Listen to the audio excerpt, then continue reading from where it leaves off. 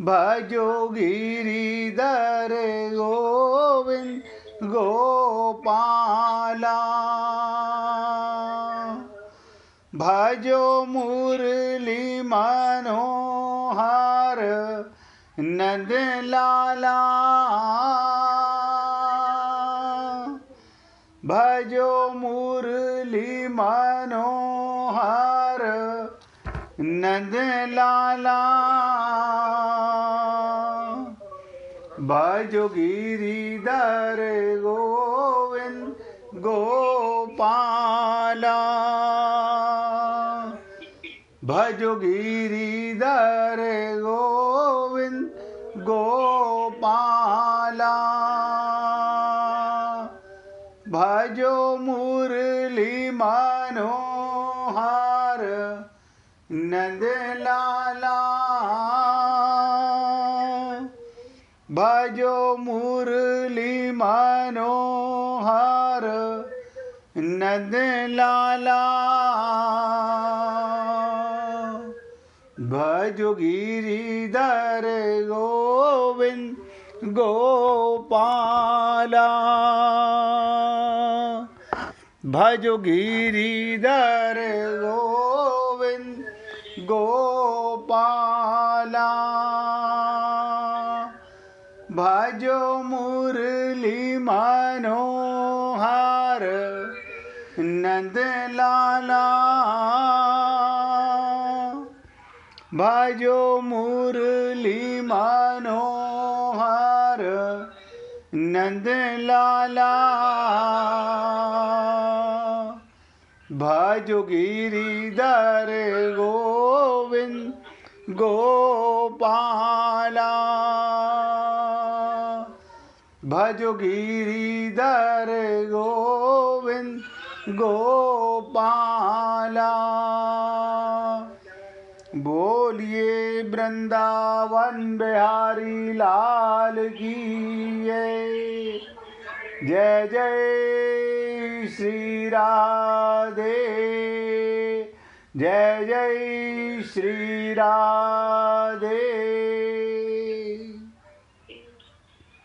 सभी भक्तों से निवेदन, बहुत एकाग्रचित होकर के सत्संग के प्रत्येक शब्द को पूरी एकाग्रता के साथ, गहराई के साथ चिंतन करें, मनन करें और ना समझ में आए तो प्रश्न करें। कल मीना जी ने भी प्रश्न किया, बाई जी ने भी प्रश्न किया। एक छोटा सा शब्द समभाव, समता। अब ये समता कहाँ पर आनी है? शरीर में नहीं आनी, आँख में नहीं आनी, कान में नहीं आनी, इंद्रियों में नहीं आएगी। आपका सूक्ष्म शरीर, मन, बुद्धि, चित्त, अगर इन तीनों को एक शब्द में बोला जाए, हम सबकी बुद्धि बिगड़ी हुई है। बुद्धि में अज्ञान भरा हुआ है, ममता मोह आसक्ति भरी हुई है, राग द्वेष भरा हुआ है, अपना पराया भरा हुआ है, राग द्वेष भरा हुआ है, काम क्रोध लोभ भरा हुआ है। बस बुद्धि में समता आ जाए तो भगवान आपके ऋणी हो जाते हैं। गोपियों के पास क्या था भाई? ये समता का भाव था कि जित देखूं तित श्याममयी है। ऐसा नहीं कि पति को और पुत्र को एक्टिंग में पति से पति का व्यवहार, पुत्र से पुत्र का व्यवहार, लेकिन अंदर से दोनों भगवान के रूप हैं। ना कोई अपना है, ना कोई पराया है। ये समबुद्धि है। कठिन लगेगा। मीना जी ने पूछा कि अब तक हमने ये सब सुना, लेकिन ये समता शब्द, समभाव, अपना पराया क्या है? जब भगवान कह रहे हैं वासुदेव सर्वम, सब कुछ मैं बना हुआ हूं, मतलब भगवान की तो सब में बराबर बुद्धि है, भगवान सबको अपना अंश मान रहे हैं। हम परमात्मा के परिवार को अपना नहीं मान रहे, ऐसे समझिएगा। जब सारी सृष्टि भगवान की है और भगवान हमारे हैं, तो सारी सृष्टि में समभाव क्यों नहीं है?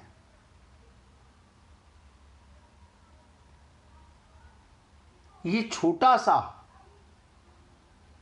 अभी इसके ऊपर बहुत चर्चा बाकी है। मैं तो निवेदन कर रहा हूं और आपसे ये भी बार बार बोल रहा हूं, एक बार समझना आए 2 बार पूछो, 2 बार समझना आए 10 बार पूछो, लेकिन बिना समझे आगे मत बढ़ो। और ये समता आ जाए तो माला माल हो गए हैं। माला माल हो गए, कैसे माला माल हो गए? ये धन से माला माल नहीं, परिवार से माला माल नहीं, दुखों से छुटकारा नहीं, हृदय से माला माल हो गए। ये मत समझिएगा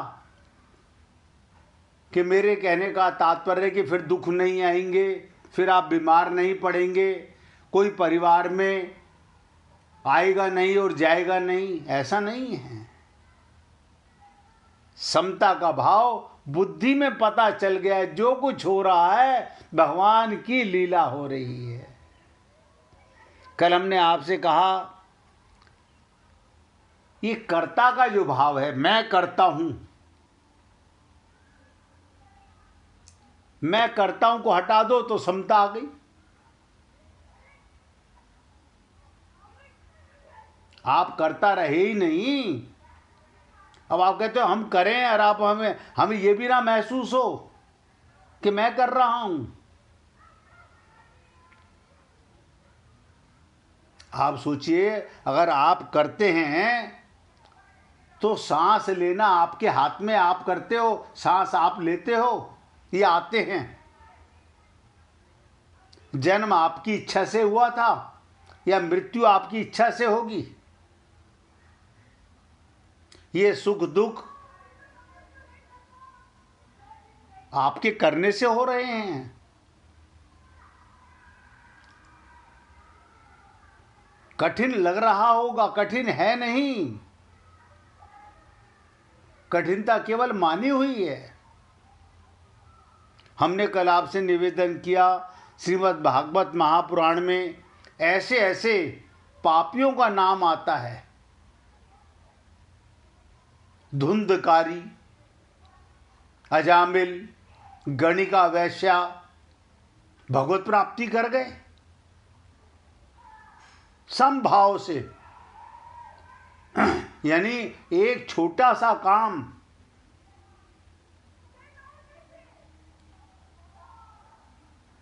मीरा में समता आ गई, संत महात्माओं में समता आ गई, लेकिन आप और हम लोग छल कपट करते रहते हैं। छल कपट शब्द थोड़ा बुरा लगता है, छल कपट शब्द थोड़ा सा अजीब लगता है। ऐसे मत कहो हम क्या छल कपट कर रहे हैं, समभाव नहीं है ये छल कपट कर रहे हैं, सब में भगवान को नहीं देख रहे ये छल कपट कर रहे हैं, सारी पृथ्वी भगवान की नहीं मान रहे छल कपट कर रहे हैं।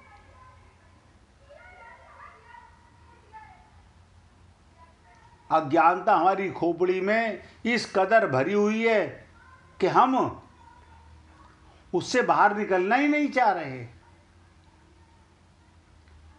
हे पुण्य आत्माओं, मैं आपसे बार बार निवेदन कर रहा हूं, अगर भगवत प्राप्ति करना चाहते हो, देखो अब तो मौका मिला हुआ है, मनुष्य शरीर हमें सबको मिला हुआ है।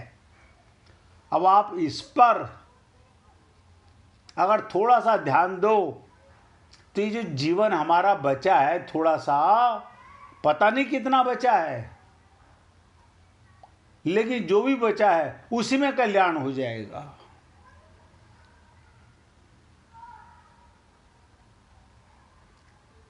तो कल हमने आपसे कहा कि समता से युक्त मनुष्य कर्म बंधन से छूट जाता है। आप बताइए, अपने को कर्ता मानोगे तो कर्म बंधन है, समता है। ये समता कैसे आएगी? जहां ले चलोगे वहीं मैं चलूंगा, जहां नाथ रख लोगे वहीं मैं रहूंगा। ये जीवन समर्पित चरण में तुम्हारे, तुम्ही मेरे सर्वस्व, तुम्ही प्राण प्यारे। अब तेरी इच्छा,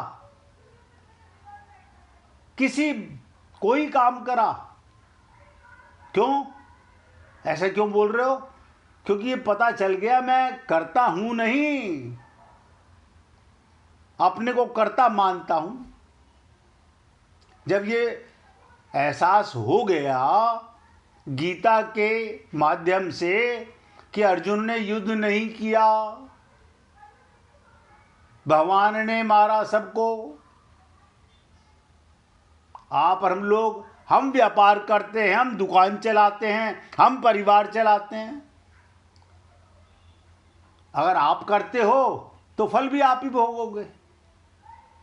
सब नोट करो, हम सुबह से शाम तक अनंत पाप करते, एक पाप नहीं। आपको लगता नहीं होगा, नजर भी नहीं आता होगा, लेकिन पाप होते रहते हैं।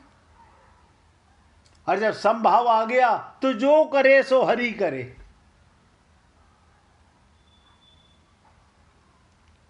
समता से युक्त व्यक्ति कर्म बंधन से छूट जाता है। बंधन का कारण गुणों का संग, प्रकृति और उसके कार्य माना हुआ संबंध है। शरीर को अपना माना हुआ है तो शरीर से होने वाले कर्म को मैं अपना मानता हूं कि मैं कर रहा हूं। शरीर तो आपको, ये भी पंचवा भूत का भगवान बने हुए हैं, आपको नजर नहीं आता। गोपियों को नजर आता है, गोपियों के भगवान ऋणी हो गए, पर उनमें क्या था आप बताइए? वो तो वेद की ऋचाएं हैं। मैंने तो किसी गोपी को किसी मंदिर में जाते हुए, कोई जाप करते हुए, कोई पूजा पाठ करते नहीं देखा। वो सारा दिन वही काम करती हैं जो भगवान कर रहा है, खाली वो तो निमित्त बनी हुई हैं। भगवान उनके ऋणी हो गए, अपनी पत्नियों के ऋणी नहीं हुए। 16,108 पत्नियां उनको भगवान छोड़ गए और गोपियों को अपने साथ ले गए।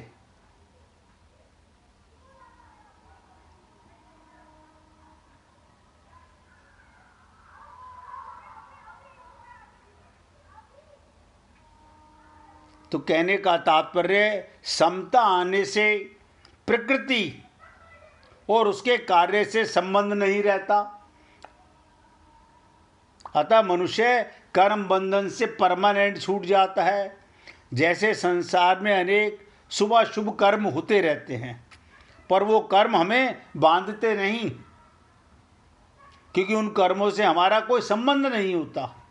ऐसे ही समता युक्त मनुष्य का इस शरीर से होने वाले, फिर देखो पकड़ने का प्रयत्न करो, इस शरीर से होने वाले कर्मों से कोई संबंध नहीं रहता। शरीर कर्म कर रहा है। अब आप देखो, बता देता हूं, आपके कारखाने में मशीन लगी हुई हैं। हाँ, मशीन लगी हुई हैं, तो प्रोडक्शन कौन बना रही है? मशीन बना रही है। लेकिन उन मशीनों को आपने अपना माना हुआ, ये अपनापन भाव आ गया, समभाव नहीं आया हुआ। सब कुछ भगवान कर रहे हैं, आप क्या करोगे?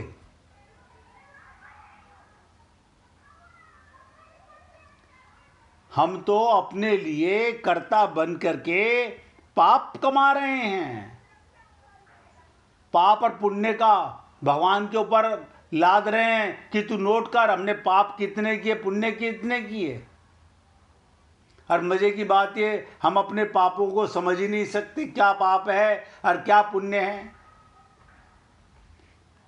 और मैंने निवेदन किया, भगवान के निमित्त किया हुआ कर्म सत्कर्म है, बाकी सब दुष्कर्म है।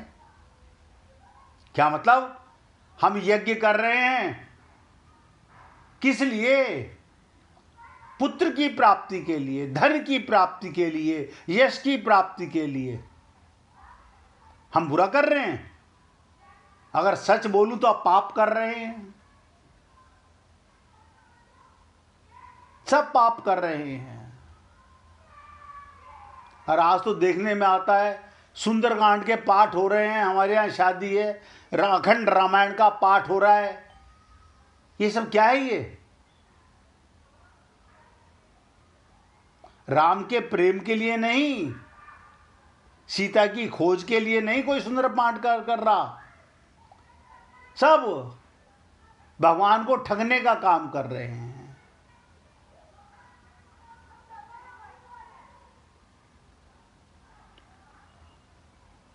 और इस लाइन को अपने हृदय में कूट कूट के भर लो। समता युक्त मनुष्य का इस शरीर से होने वाले कर्मों में कोई संबंध ही नहीं है। अरे तेरा शरीर बोल रहा है, तेरा शरीर कर रहा है, वो कह रहा मैंने नहीं किया। अर्जुन ने, पांडवों ने भ्रम पाल लिया, हमने मारा, हमने मारा, हमने मारा, और उन्हीं का वंशज बर्बरीक हंस रहा है अपने पिता दादाओं के ऊपर। आप सोचो, ये पांचों कौन हैं? बर्बरीक के दादा हैं, वो इन पे हंस रहा है।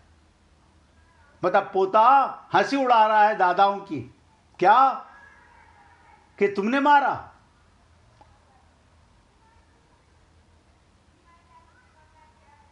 ये अज्ञानता है, यही तो भ्रम है। अब हम खाटू जी तो जाते हैं, श्याम बाबा के भजन गाते हैं, लेकिन श्याम बाबा की समता नहीं आ रही हमारे अंदर। लगे में अपने मुंह मियां मिट्ठू बन रहे हैं, हम जो कर रहे हैं ठीक कर रहे हैं।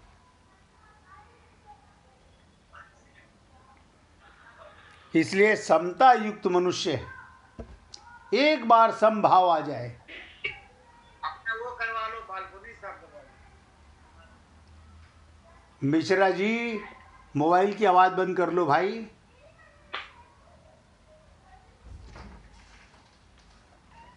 तो जिस व्यक्ति में समभाव आ जाता है, वो शरीर से होने वाले, ध्यान दो, शरीर कर्म करेगा, खाना खाएगा, पानी पिएगा, सोएगा, जागेगा, लेकिन कर्म का बंधन नहीं है, कर्मों से कोई संबंध नहीं है। शरीर है, मरे तो ठीक, जिंदा है तो ठीक, क्योंकि तुम में समभाव आ गया, भगवत प्राप्ति हो गई। बड़ा कठिन लगता होगा सुनने में।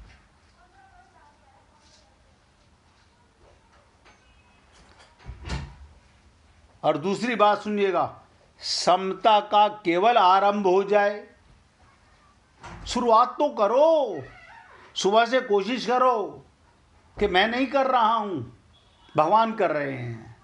कठिन लगेगा यार, रोटी मैं बना रहा हूं घर के अंदर, झाड़ू मैं लगा रहा हूं, अब भगवान को मान लें। अरे मान लोगे तो धीरे धीरे लगने लगेगा, जो करे सो हरि करे, सब भगवान कर रहा है।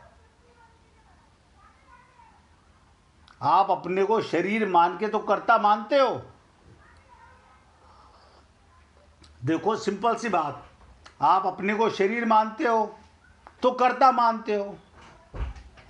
आत्मा तो मानते नहीं और आत्मा कुछ करती नहीं। देखो विचित्र चीज, आत्मा कुछ नहीं करती और ये भगवान ने कहा कर्म योनि है। अब लोग पूछते हैं, आज मेरे से एक सज्जन पूछ रहे थे, बोले महाराज ये कर्म योनि है और हमें कर्ता भी नहीं बनना। तो मैं वही बता रहा हूं, समता आने से शरीर से होने वाले कर्मों में कोई संबंध नहीं रहता। धन्ना जाट खेत जोत रहा है, शरीर से जोत रहा है, लेकिन अपने को कर्ता नहीं मानता, भगवान जोत रहे हैं।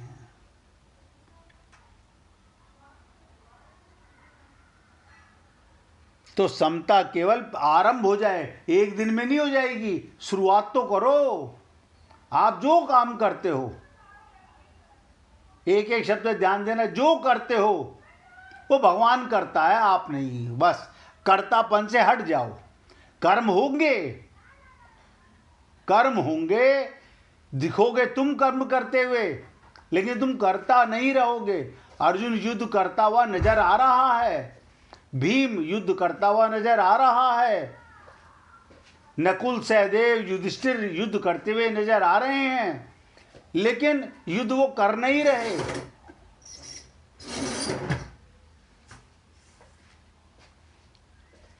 ये भाव इतनी आसानी से नहीं आता।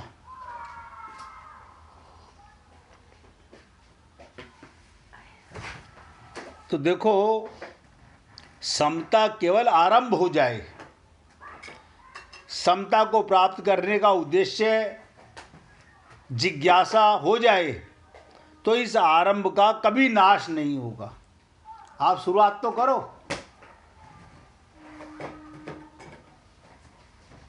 अब आप शुरुआत ही नहीं है, सुन ले, हम सुन रहे हैं, सुनने से क्या होगा? समता का भाव लाना है, शरीर निकम्मा नहीं बनाना है। शरीर कर्म करेगा, लेकिन कर्ता अपने को नहीं मानना। मैं दुकान चला रहा हूं, मैं नहीं चला रहा हूं, भगवान ही दुकान चला रहे हैं, भगवान ही ग्राहक बन के आ रहे हैं। ये धन भगवान का ही है, ये कमाया हुआ पैसा मेरा नहीं है। अगर मेरा होता तो लेके जाते ना।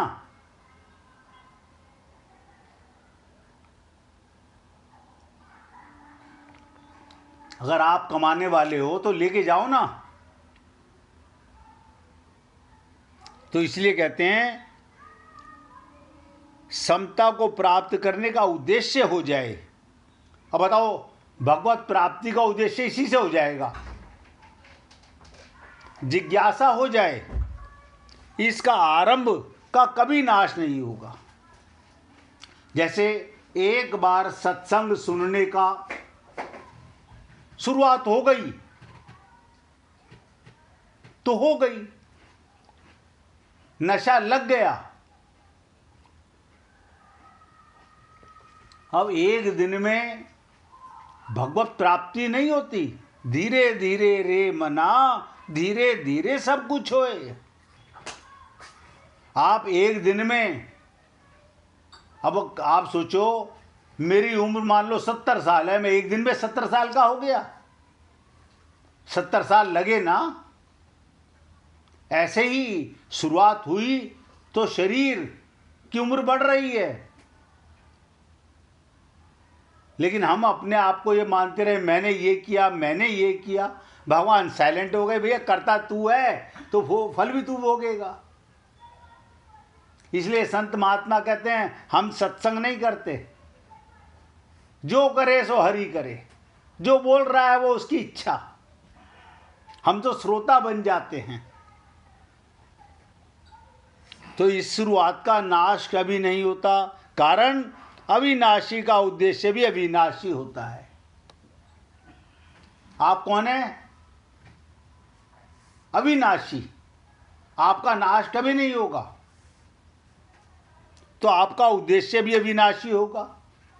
आप कोई भी उद्देश्य ऐसा बना ही नहीं सकते जिसका नाश हो जाए, जबकि नाशवान का उद्देश्य भी नाशवान ही होता है।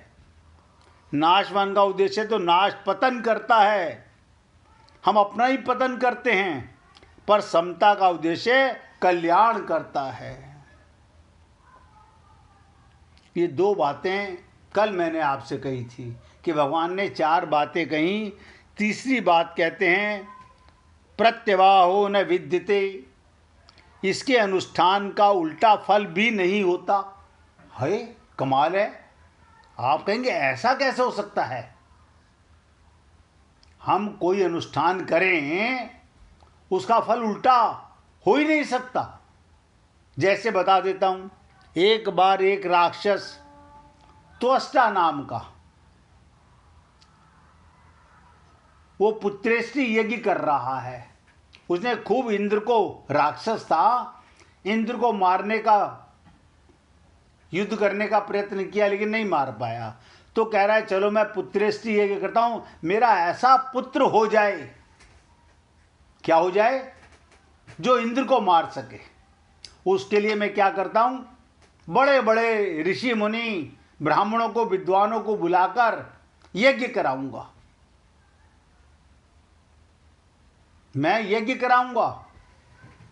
उसने, त्वष्टा ने इंद्र का वध करने वाले पुत्र की इच्छा से यज्ञ किया।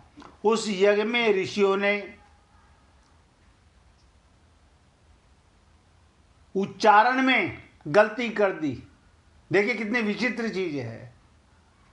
भगवान की भजन में, कीर्तन में कोई दोष ही नहीं है। आप राम कह रहे हो तो भगवान खुश हो रहे हैं, आप मरा कह रहे हो तो भगवान खुश हो रहे हैं। अब आप कहोगे मरा तो कोई शब्द नहीं है, गोपियां कह रही हैं लफंगे। अब बताइए कहां लिखा है भगवान का नाम जार, चोर, शिखामणि? भगवान खुश हो रहे हैं। तो उस यज्ञ में ऋषियों ने इंद्र शत्रु विवदर्श स्वाहा इस मंत्र के साथ हवन किया। इंद्र शत्रु शब्द में यदि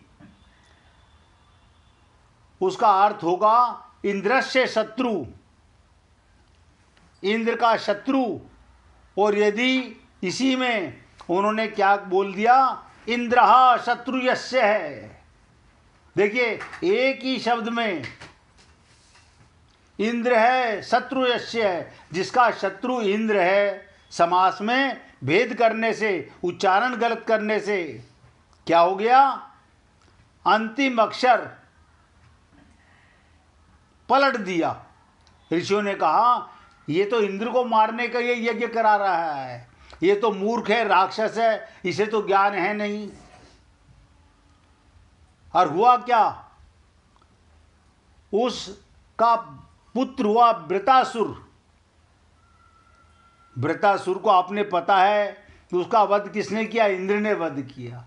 यानी त्वष्टा नाम का राक्षस जो यज्ञ कर रहा था, इसलिए कर रहा था कि मेरे को पुत्र प्राप्ति हो और वो इंद्र को मारने वाला पैदा हो।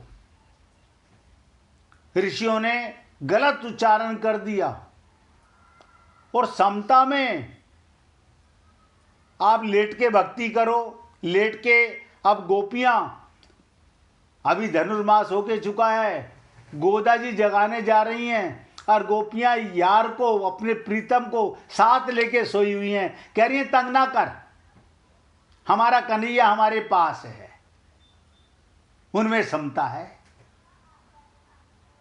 और मंदिर में पंडित बड़े बड़े मंत्रोच्चारण कर रहे हैं, हम बड़े खुश हो रहे हैं, हमारे मंदिर के पंडित जी बड़े विद्वान हैं।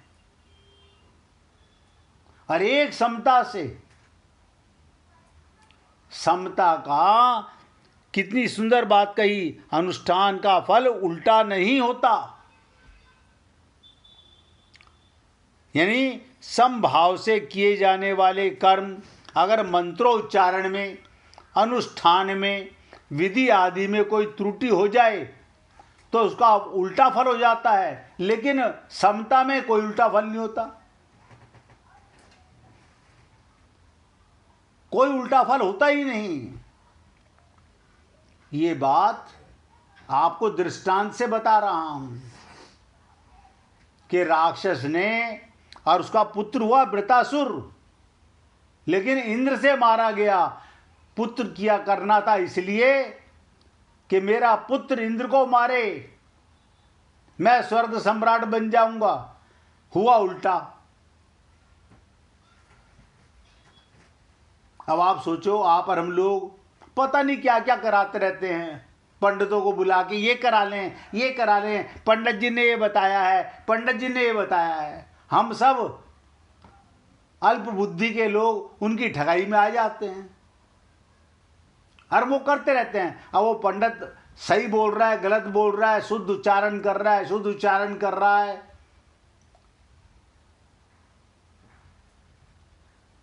पूजा में, पाठ में, हवन में बड़े नियम होते हैं। उन सबका उनको दोष नहीं, हमें दोष लगता है। और यहां कुछ नहीं करना,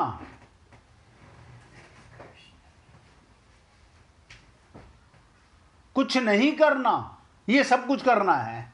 जो भी कुछ आप करोगे वो अपनी बुद्धि से तो करोगे। अब बुद्धि बिगड़ी हुई है, हम सबकी बुद्धि बिगड़ी हुई है। हम शरीर को तो गंगा जल डाल के नहा रहे हैं, दूध डाल के नहा रहे हैं, सुबह सुबह कार्तिक में नहा रहे हैं, लेकिन फल भगवत प्राप्ति नहीं हो रही। अभी तो आप धनुर्मास में कई वर्ष तक सुन चुके हो कि गोदा जी उन गोपियों के पास जाती हैं जो भगवान की प्रेमिकाएं हैं, गोपियां हैं, उनको साथ लेती हैं, उन संत महात्माओं को साथ लेती हैं, ये दृष्टांत देती हैं। क्या कारण है उनके पास में? बस समता है। तो कहने का तात्पर्य, जितनी समता अनुष्ठान में जीवन में आ गई, उसमें अगर व्यवहार आदि की कोई त्रुटि भूल हो भी जाए, सावधानी में कोई कमी रह जाए, उसका उल्टा फल बंधन है। संसार में कोई काम करो तो संसार में बंध जाओगे, लेकिन यहां बनता ही नहीं। समता का कमाल देखो। लेकिन हम लोग सोचते हैं अब हमने इतना सब रट लिया, इतना सब याद कर लिया, इतनी प्रार्थनाएं रट ली, इतने सब कर लिए। अरे तो क्या हुआ? ये भगवान श्री कृष्ण ही तो कह रहे हैं, अर्जुन को माध्यम बना के समभाव से युद्ध कर, अपना पराया मत मान। जब मैं तेरे रथ पर बैठा हुआ हूं, जिधर मैं मोड़ूं उधर तू तीर चलाता चल। ये मत देख कौन अपना और कौन पराया। समबुद्धि से, ये समता का भाव है। जैसे कोई हमारे यहाँ नौकरी करता हो, ध्यान से सुनो, हमारे यहाँ कोई नौकरी करता हो और अंधेरे में लालटेन जलाते समय कभी उसके हाथ से लालटेन गिरकर टूट जाए तो हम उस पर नाराज होते हैं। मूर्ख कहीं का, तुझे दिखता नहीं? अब आप देखो, आप अंधेरे में हो, लाइट चली गई, आप नौकर से बोल रहे हो कि लाइट जलाओ, क्योंकि वो नौकर है तुम्हारा। उससे गलती हो जाए तो आप उसे डांट रहे हो। अगर उसे लालटेन गिर जाए आप उसमें नाराज होते हो और टूट जाए तो।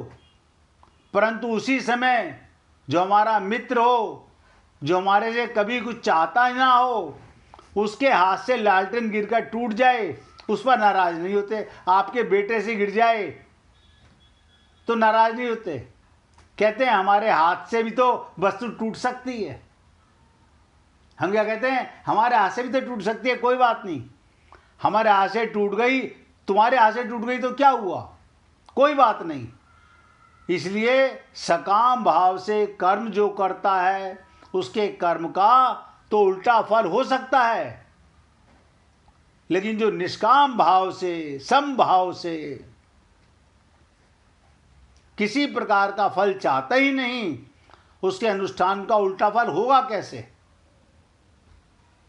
ये सब समभाव से होता है। अब आप सोचिए, हम तो आज तीसरा दिन है इसी गीता के दूसरे अध्याय के 40वें श्लोक पर चर्चा कर रहे हैं। 700 श्लोक हैं। हमें कोई जल्दी नहीं है, समता आ गई। अब ध्यान से सुनो, आज हमारे हृदय में समता समा गई, हमारी बुद्धि में समभाव आ गया और हम पूरी गीता नहीं सुन सके, बीच में लटक गए, भगवत प्राप्ति होगी। ये मत समझना कि पूरी गीता सुनेंगे तो ही कल्याण होगा।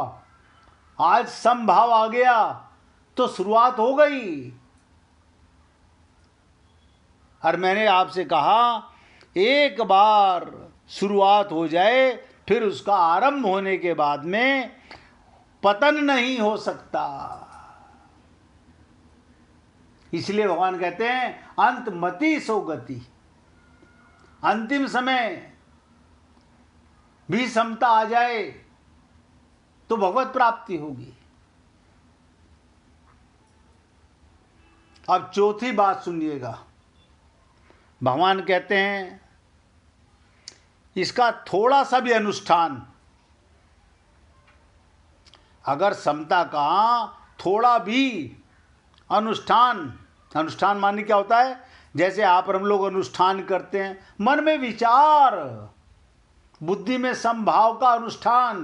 रोज सुबह उठते ही आज मैं अपने को कर्ता नहीं मानूंगा, किसी में अपना परायापन नहीं करूंगा, संसार में किसी भी वस्तु में अपने पराये का, तेरे मेरे का, राग द्वेष का भाव आएगा तो समभाव नष्ट हो जाएगा। मुझे मालूम है कठिन लगेगा, लेकिन भगवान कहते हैं समता का थोड़ा सा भी अनुष्ठान हो जाए। अब बताइए, सुबह उठ कर के आप सबको लगता है हम जाग गए। कौन जाग गया? शरीर की जागृति को जागृति मानते हो? अगर आत्मा निकल जाए ये शरीर उठेगा, लेकिन जो जिसके कारण शरीर उठ रहा है उसको हम जानते ही नहीं। नहीं, हमारे पिताजी ने उठाया था हमारे को, तो पिताजी के अंदर भी आत्मा थी तो उठाया था। पिताजी परमानेंट सोचिए तो तुम्हें कैसे उठाएंगे? अब जरासी सी बात भी मैंने आपसे कहा, आत्मज्ञान बिना नर भटके, क्या मथुरा क्या काशी रे। जब आत्मज्ञान नहीं हुआ तो हम ऐसे ही भटक रहे हैं पागलों की तरह। अब चौथे पॉइंट की चर्चा करेंगे 1 मिनट भगवान का कीर्तन करने के बाद। हरे कृष्ण